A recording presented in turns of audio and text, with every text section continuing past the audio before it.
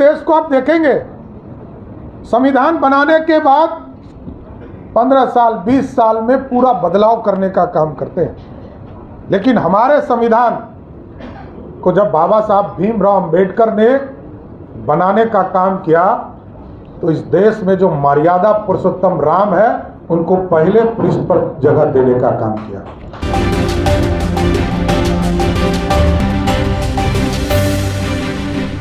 नमस्कार दोस्तों, आप देखना शुरू कर चुके हैं रब्जी लाइव न्यूज़ और मैं हूं आपके साथ निधि सिंह।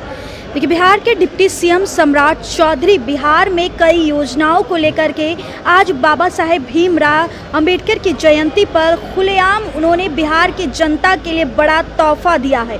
पहले तो उनकी इस बयान सुनिए और क्या कुछ नई योजनाएं बिहार में लागू हुई है, पहले उनके बारे में समझिए। डॉक्टर भीमराव अंबेडकर जी के जयंती समारोह में उपस्थित बिहार के उप मुख्यमंत्री आदरणीय विजय सिन्हा जी, इस मंच पर उपस्थित जनक राम जी,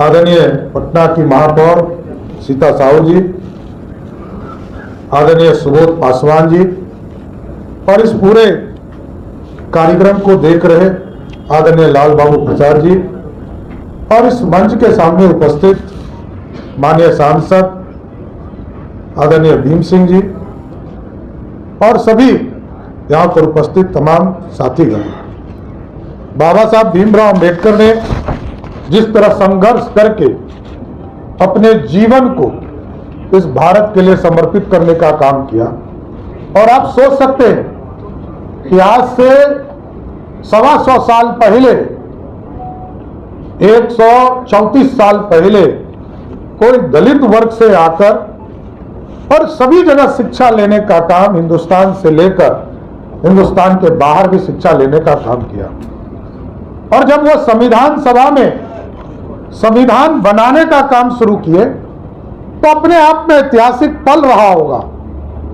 कोई दलित वर्ग से आने वाला व्यक्ति जो दुनिया के संविधान को देखने का काम किया, और आप सोचिए कई देश को आप देखेंगे संविधान बनाने के बाद 15 साल 20 साल में पूरा बदलाव करने का काम करते हैं, लेकिन हमारे संविधान को जब बाबा साहब भीमराव अंबेडकर ने बनाने का काम किया तो इस देश में जो मर्यादा पुरुषोत्तम राम है उनको पहले पृष्ठ पर जगह देने का काम किया। और अब सोचिए, मर्यादा की चिंता किया और इस देश में सभी को साथ लेने का काम किया। और हमारे यहां संविधान बनाने वाले भीमराव अंबेडकर साहब हैं, और पाकिस्तान में भी दलित वर्ग से ही आने वाले योगेंद्र मंडल जो कानून मंत्री वहां बने, उन्होंने वहां का संविधान रचने का काम किया। लेकिन आज आप जान लीजिए, भारत का संविधान बनाने वाला व्यक्ति आज भारत में पूजा जाता है और पाकिस्तान का संविधान बनाने वाले व्यक्ति को कोई चिंता भी नहीं है। यही है फर्क भारत में। हम तो दुनिया को अपने साथ लाने का काम करते हैं और बाबा साहब के सपने को आगे ले जाना है।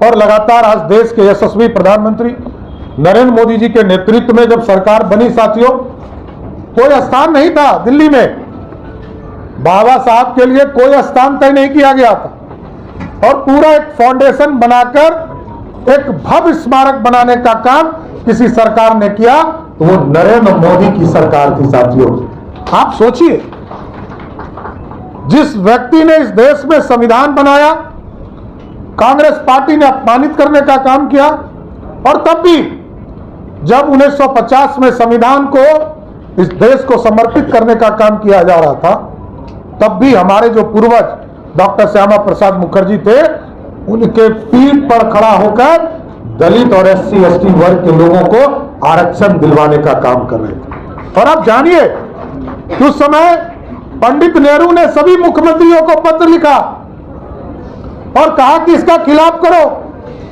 कांग्रेस का चरित्र ही इस देश की जो पिछड़ी वर्ग है, अति पिछड़े वर्ग है, दलित वर्ग है, इनके विरोधी रहे। और कांग्रेस को याद कीजिए, चाहे वो पंडित नेहरू हो, उन्होंने इसका विरोध किया। श्रीमती इंदिरा गांधी जब रही सत्ता में तो वो भी सभी को आरक्षण का विरोध करते रहे। और स्वयं राजीव गांधी जी जब देश में बीपी सिंह जी इस देश में मंडल कमीशन भी ला रहे थे साथियों, तब भी कांग्रेस पार्टी उसका खिलाफ कर रही थी। इसलिए आज गरीबों को, दलितों को, पिछड़ों को, अति पिछड़ों को आगे बढ़ाने का काम नरेंद्र मोदी की सरकार। और आज हम एक खुशखबरी भी देना चाहते हैं साथ। आज बिहार के लोकप्रिय मुख्यमंत्री नीतीश कुमार जी ने बिहार के लिए डॉक्टर अंबेडकर समग्र सेवा अभियान शुरू किया है। मैंने पिछले दिनों आप लोगों को बताया था कि 22 तरह की योजना हम लोग एकदम चिन्हित कर रहे हैं, एक एक व्यक्ति को जिनका राशन कार्ड नहीं बना है, जिनको उजाला से योजना नहीं प्राप्त हुआ है, जिनके घरों तक सड़क नहीं पहुंचा है, जिसको गली नली कहते हैं, उस गली नली को बनाने का काम किया जाए। जिस टोले में आंगनबाड़ी केंद्र नहीं है वहां केंद्र बनाने का काम हमारी सरकार करेगी। जहां सर्टिफिकेट नहीं है कि मृत्यु कब हुआ और जन्म प्रमाण पत्र कब है, उसको बनाने का काम किया जाए। और इसके साथ साथ आयुष्मान भारत कार्ड, जो सबसे अंतिम पंक्ति में बैठने वाला समाज है, वो उनको आयुष्मान भारत कार्ड से भी जोड़ने का काम किया जाए। जिनके पास जमीन नहीं है उसको बास्केट पर्चा देने का काम किया जाए। इसके साथ साथ जो पेंशनधारी है, जिनको पेंशन नहीं मिल पा रहा है किसी कारण से, उनको देने का काम किया जाए। चश्मा वितरण का काम किया जाएगा। और जिनके घर में पानी नहीं पहुंच रहा उसको पानी पहुंचाने का काम किया जाएगा। जॉब कार्ड से जोड़े जाएंगे। बिजली कनेक्शन नहीं है तो उसको जोड़ने का काम किया जाएगा। कई चीजें हैं जो लेकिन मैं जितने लोग यहाँ उपस्थित हैं और बिहार में भी पूरा एससी मोर्चा से आग्रह करूंगा कि आप पूरा अभियान चलाइए। एक एक टोले में हमारे सरकारी सेवक जाकर 40 लाख लोगों से संपर्क करने वाले हैं साथियों। 40 लाख घर में संपर्क करेंगे अगले 15 दिनों में। आप लोगों से विशेष आग्रह करूंगा कि आप भी संपर्क करें। और क्योंकि सरकार सीधा लाभ देने जा रही है, आपको जानकर आश्चर्य होगा, 14 लाख परिवार है एससी वर्ग में जिनके परिवार से उजाला योजना नहीं जुड़ पाया है। उसको भी हम लोगों ने आदरणीय प्रधानमंत्री जी और आदरणीय पेट्रोलियम मिनिस्टर को लिखा है कि इसको देकर जो 14 लाख लोग हैं सबके घर में उजाला योजना से गैस कनेक्शन देने का काम करें। और मैं तो प्रधानमंत्री जी को धन्यवाद देना चाहता हूं इस मंच के माध्यम से। बिहार में 13 लाख परिवारों को पक्का मकान नहीं मिल पाया था लिस्टिंग होने के बाद। 2018 में बिहार की सरकार ने सर्वेक्षण का कार्य किया था। अभी फिर हम लोगों ने सर्वेक्षण काम शुरू किया है।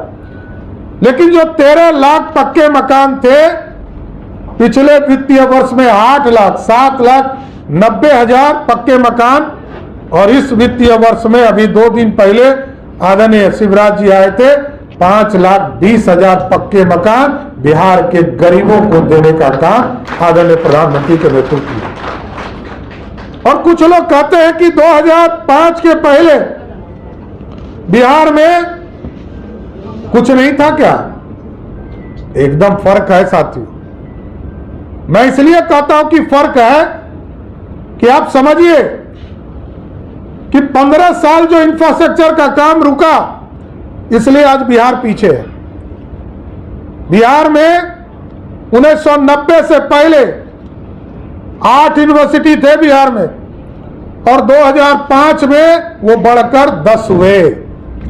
लेकिन नीतीश कुमार जी का सत्ता आया साथियों, और एनडीए का सत्ता आया, तो आपको जानकर आश्चर्य होगा कि 2005 से लेकर 2025 तक 10 यूनिवर्सिटी से बढ़कर 33 यूनिवर्सिटी बिहार में हो गया। और आगे हम लोगों की स्पष्ट मानना है कि जो गरीब के बच्चे हैं, जो दलित समाज के बच्चे हैं, अति पिछड़े समाज के बच्चे हैं, उनको पढ़ने के लिए अब हेडक्वार्टर नहीं आने की जरूरत है। हम लोगों ने तय किया है कि इस वित्तीय वर्ष में हम लोग 350 डिग्री कॉलेज खोलेंगे, जो सभी प्रखंडों में डिग्री कॉलेज स्थापित करने का काम किया जाए। और यहां बैठे हैं जनक राम जी, माननीय मंत्री, इनके विभाग का पूरा योजना चला है। मैं तो आग्रह इन्हीं से करूंगा, इसे तो मैंने 100 आपके विभाग से मंगाया, लेकिन इसकी कॉपी पूरे लोगों को आप देने का काम कीजिए। योजना और सब जगह मॉनिटरिंग भी कराइए। सभी पदाधिकारी जो पार्टी के वो एक एक टोले में जरूर जाइए। 40 लाख परिवार से जुड़ना है। 40 लाख परिवार का मतलब है यदि 5 व्यक्ति को भी जोड़िएगा तो 2 करोड़ से लोगों से मिलने का मौका मिलने वाला है साथ। और साथियों, में बताते हुए खुशी होती है, जनक जी आए, उन्होंने कहा कि हमारे भाइयों के लिए तो छात्रावास बिहार में है, लेकिन बिहार में हमारी जो बहनें पढ़ती हैं उनके लिए छात्रावास नहीं है। हम लोगों ने कहा एकदम प्रस्ताव बनाकर लाइए, और माननीय मुख्यमंत्री जी से बात किया और सहमति मिली। और आपको जानकर आश्चर्य होगा कि सभी डिस्ट्रिक्ट हेडक्वार्टर पर सभी दलित वर्ग की बहनों के लिए सावित्रीबाई फूले छात्रावास बनाने का काम सरकार कर रही है। आज भी हजारों करोड़ की योजना, कई छात्रावास, कई सामुदायिक केंद्र और कई चीजों की स्थापना की जा रही। इसलिए आज बाबा साहब के प्रति यही सम्मान हम लोग दे सकते हैं कि जो अधूरे सपने, जिन सपनों को लेकर बाबा साहब ने लड़ाई छेड़ी थी 1935 और 36 में, उस सपने को साकार करना। हमारे जो दलित भाई, एससी वर्ग के भाई है, उनको मुख्य धारा में लाने का काम करना, उनको पढ़ने की व्यवस्था, उनको खाने की व्यवस्था, उनकी चिंता करना है। और एकदम अस्वस्थ रहिए, एनडीए की सरकार बिहार में आपके आशीर्वाद से बिहार में बनी है और लगातार काम करने का काम कर रही है, विकास को आगे बढ़ाने का काम कर रही है। एकदम अस्वस्थ रही। अभी तक तो इंफ्रास्ट्रक्चर का काम किया जा रहा था, अब इसको आगे भी बढ़ाना है। और यहाँ पर जो बाहर चले गए हमारे प्रवासी, उनको अब वापस लाने का समय आ गया।